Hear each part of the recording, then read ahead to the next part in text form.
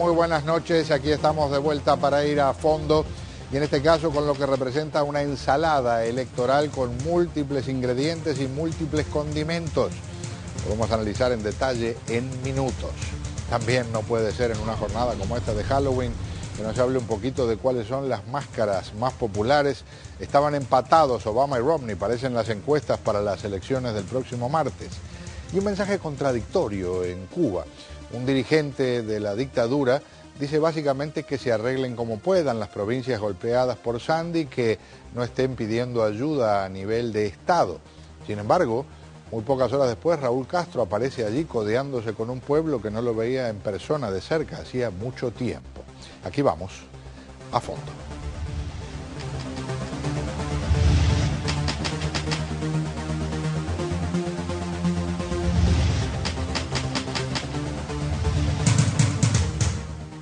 Capítulo 1. Muchísimas gracias a Juan Manuel Cao, que estuvo presentando el programa lunes y martes mientras me recuperaba de una dolencia ya típica de la edad a esta altura de las cosas.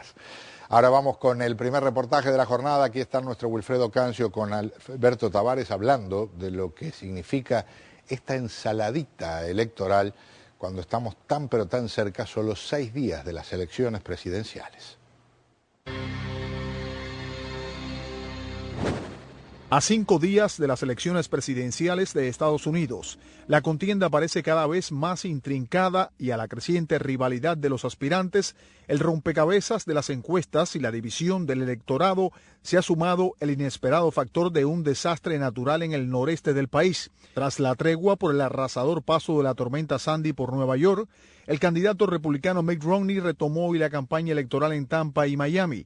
El candidato republicano evocó la unidad de los estadounidenses ante circunstancias de catástrofe para invocar el mismo espíritu de cara a las elecciones el próximo 6 de noviembre. El presidente Barack Obama se volcó durante el lunes y martes a atender desde la Casa Blanca la excepcional emergencia que asoló la región entre Washington y Boston y que comenzaba a extenderse hacia Chicago. Hoy hizo un recorrido por las zonas afectadas. Pero el mejor efecto de opinión pública a favor de Obama fue su diligente manejo de la situación del estado de Nueva Jersey, que le ganó un raro elogio del gobernador republicano Chris Christie, un crítico frecuente del mandatario. Muy bien, vamos a investigar qué piensan nuestros invitados, en este caso capítulo partidista. Vamos a hablar con el señor Héctor Caraballo, que es analista del Partido Demócrata y asesor de la campaña del presidente Barack Obama. Muchas gracias por estar aquí con nosotros. Buenas noches a ti, Pedro, y a todos tus televidentes. Que esperamos sean muchos. Que esperamos eso. Estamos seguros que son. Muchas gracias. Rudy Fernández es analista del Partido Republicano y es asesor de la campaña del señor Mitt Romney. Bienvenido, muy buenas noches. Gracias, Pedro, gracias por la invitación, es un placer estar aquí. Empiezo por usted. Tiene que ser un poco incómodo en el marco de una situación como la que se está viviendo ahora, ser el aspirante de la oposición, porque no hay un trabajo específico como el del presidente, que hay un desastre natural, tiene una tarea. Si hace algo el gobernador Romney, puede quedar mal. Si no hace nada, puede quedar mal. ¿Qué me dice? No hay duda de que lo que tiene que hacer el gobernador Romney es seguir hablando sobre el tema principal en esta elección, y es el tema de la economía. Él no gana nada en hacer más nada que rezar y que pedir que personas donen a la Cruz Roja, etcétera, durante las personas afectadas. Obviamente hay que simpatizar con esas personas y apoyar la respuesta federal a esta crisis en Nueva York, en New Jersey, en los estados afectados por eso. Pero si él dice algo político sobre eso, pierde. Así que tiene que concentrarse en el tema de la economía. ¿Le parece, y por supuesto nadie lo ve como una oportunidad porque estamos hablando de una tragedia nacional, pero ¿le parece que de acuerdo a cómo se han dado las cosas, el hecho de que tradicionalmente el pueblo apoya a un presidente cuando hay un desastre que ocurra tan pocos días de las elecciones, y ojalá nunca hubiera ocurrido, pero puede generar más apoyo para el presidente? Históricamente siempre ha sucedido así, pero en la realidad tanta situación se le puede presentar al presidente como al candidato, porque si el presidente también no desarrolla su labor de la forma que debe hacerlo, es decir, si no luce de verdad un jefe, un presidente en funciones en un momento de catástrofe, también puede tener problemas negativos contra él. Es decir, el candidato tiene que cuidarse mucho de no lucir que está aprovechando la coyuntura. Y el presidente tiene que estar bien claro que todos los ojos están mirando hacia él y que debe demostrar en ese momento que es el presidente del país. Así que ambos tienen retos en este momento. Hay mucha más gente de la que tal vez pensamos. Yo me sorprendí mucho la semana pasada. Me encontré con una cantidad de personas que no tienen claro el concepto de que en realidad es votación indirecta, de que elegimos un colegio electoral que a su vez elige al presidente. Por eso tenemos el privilegio, algunos dicen dudoso privilegio, de vivir en un estado clave que muchas veces define elecciones. Florida y Ohio parecen ser los dos grandotes que están ahí principalmente en disputa. ¿Cómo la ven con los últimos no hay datos? duda, dado el número de votos electorales en la Florida y en Ohio, que son los premios más importantes que todavía están siendo combatidos y estados reñidos. Y ahorita la clave, Pedro, como bien yo creo que mi colega demócrata diría, hay muy pocos indecisos. Uno gana la elección si logra que un porcentaje más alto de las personas que apoyan al gobernador Romney salgan a votar que las personas que apoyan al presidente Obama. Así que es sacar a tus votantes y asegurarte que en esos estados claves salgan a votar. El vencedor va a ser la maquinaria que logre de verdad llevar a las personas a votar y llevar a los indecisos a decidirse, si es que quedan indecisos en el país, porque yo no creo que ya deben quedar muchos. Pero esta es una elección que se va a ganar voto a voto y que depende de cómo va a ser la labor de los dos partidos de llevar a sus militantes, a las personas que pudieran en otros momentos quedarse sin votar, llevarlos a votar. Quien logre un mejor trabajo en eso va a ser el que ganar. Porque al fin y al cabo, aunque tenemos 7 o 8 estados swing states que pueden decidir, mi opinión que al fin y al cabo la elección es Ohio, Florida.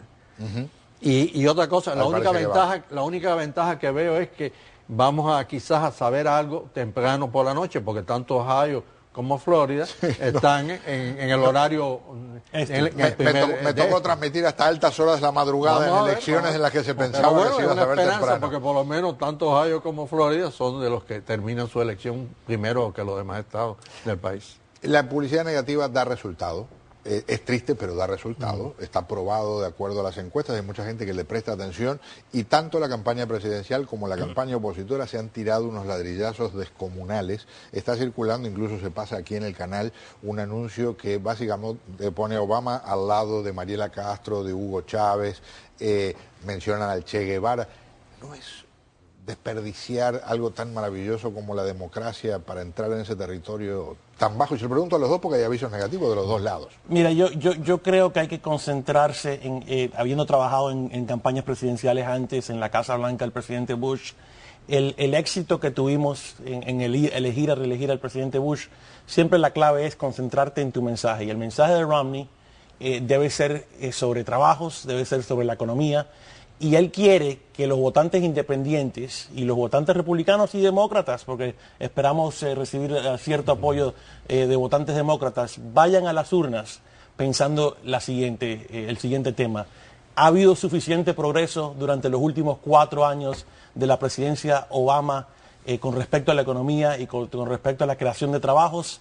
Si responden esa pregunta que sí, bueno, probablemente entonces van a apoyar al presidente Obama y Obama va a ser reelecto. Si la respuesta es que no, y por eso es que ves que el Romney está arriba por casi 20 puntos con los independientes, si la respuesta es que no, entonces va a haber un cambio en la Casa Blanca. Yo diría que aparte de ese factor del cual estoy de acuerdo con él, otro elemento creo que es el fundamental, es la confianza que el presidente o el candidato republicano le presenten al pueblo votante. Es decir, aquí aparte de todo esto, después de tantas semanas con un bombardeo masivo de anuncios que ya se van de lo que debiera ser y como el anuncio que dijiste son un insulto a la inteligencia del que lo hace y el que lo oye, considero que lo esencial es quién es la persona que para ti tú le tienes más confianza para llevar los caminos del país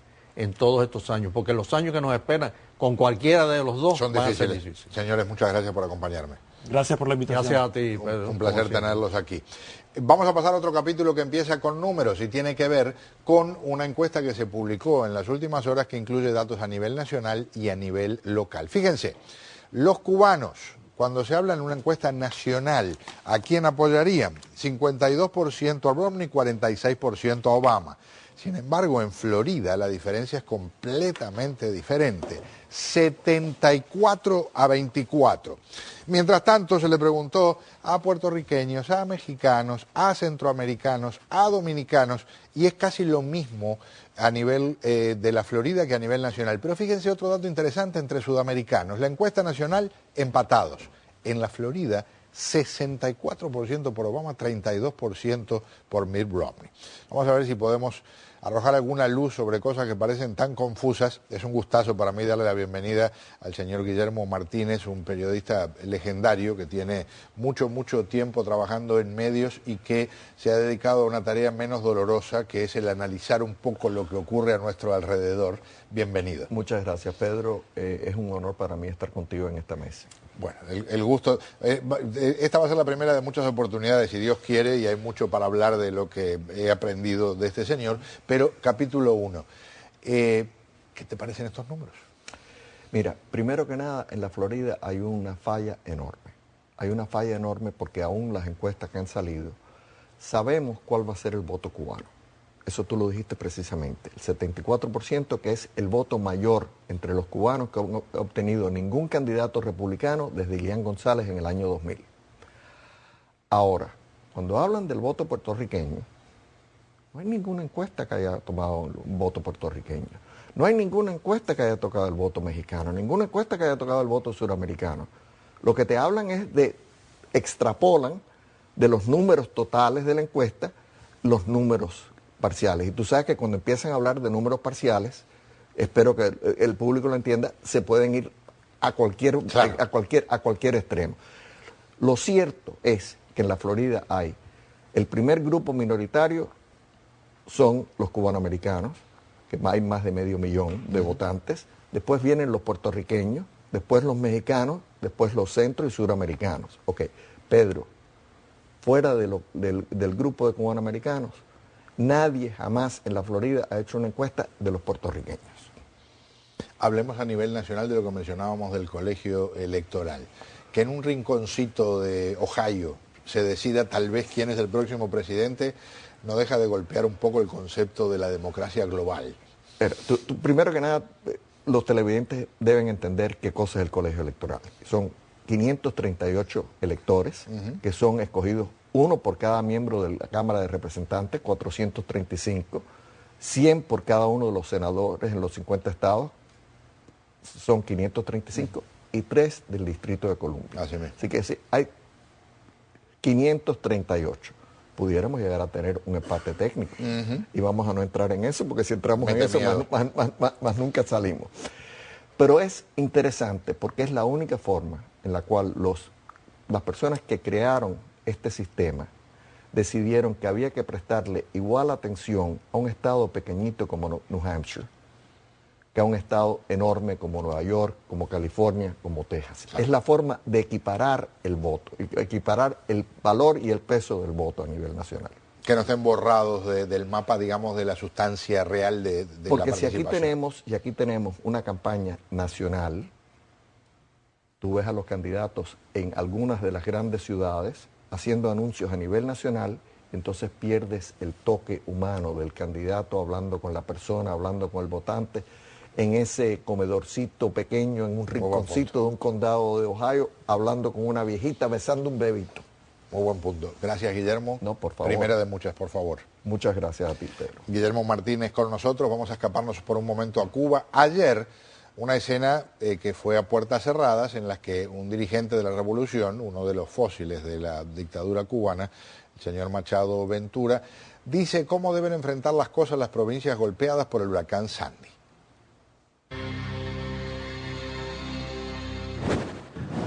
Hay que tratar de buscar aquí el máximo entre nosotros aquí. Cuando digo entre nosotros, digo entre los municipios, entre la región, entre la provincia, y que lo que quede hacia arriba o que vaya a solicitud hacia los niveles nacionales sean lo mínimo, porque hay que estar dando respuesta a muchos lugares al mismo tiempo. Ustedes tienen que no solo comprenderlo ustedes, sino explicarse. La gente lo entiende y saben esto. Tenemos confianza, vamos a salir adelante, pero hoy, mañana y pasado tenemos que actuar. Básicamente lo que está diciendo es arréglense como puedan. Ese es el mensaje. Resuelvan entre ustedes, no vengan a molestar a La Habana. Sin embargo, horas después, parece que el mensaje no cayó bien porque nada más y nada menos que el tiranosaurio número 2 apareció caminando por las calles de una de las provincias afectadas por el huracán Sandy. Ya sabemos todos los problemas que tienen, no pierdan la confianza en su revolución. Han atendido todos los problemas. La luz, yo me quedo por aquí hasta que vuelva la luz a La Maya, hasta que vuelva la luz a Santiago de Cuba. Será el sábado. Tal vez La Maya tarde un poquito más. Los linieros que estaban terminando, que vinieron de refuerzo de otras provincias de Guantánamo, vendrán para acá. Entonces, ¿quién tenía razón? ¿El vicepresidente Machado Ventura, que dice arréglense como puedan, o en este caso Raúl Castro? Bueno, sin duda Castro es el que ha salido a corregir aquí cómo funcionan las cosas. Hablando de misterios y hablando de personajes de Halloween, ¿cuáles son las máscaras más populares? ¿Qué es lo que está dando más que hablar aquí en las calles? Aquí está nuestra Diana Montaño. En esta noche de Halloween, mucha gente se disfraza para celebrar, pero este año electoral, las preferencias en cuanto a trajes de disfraces son otras, según nos cuenta Jorge Torres, gerente de la Casa de los Trucos. Las máscaras durante el tiempo de elección, hay muchas máscaras que son populares. Por ejemplo, este año tienes a Romney y a Obama. Las máscaras correspondientes a importantes personajes del mundo político han sido tradición desde hace mucho. Hemos visto que la máscara que más se vende es la máscara que gana la elección, la persona que gana la elección. Este año disfrazarse de candidato presidencial está de moda. Si usted quiere lucir una máscara de cartón, le cuesta $19. Ahora, si quiere verse más elegante y utilizar estas de látex, le cuestan $24. Aunque la máscara del candidato Romney está un poco más barata.